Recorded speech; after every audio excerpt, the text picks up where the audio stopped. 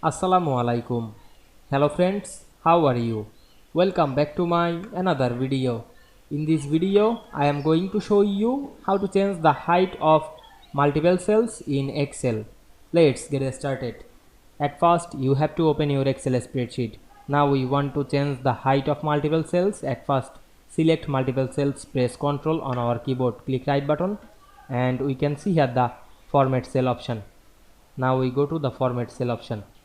We can see here the general number, currency, alignment option, or the font option, border, fill, or more option.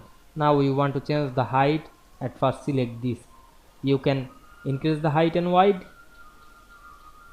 You want to change the row height or the column height. Now I am select the column, then press Ctrl to select multiple column. Click right button and choose column wide option. Then change the width. Now I am make 20. Click OK.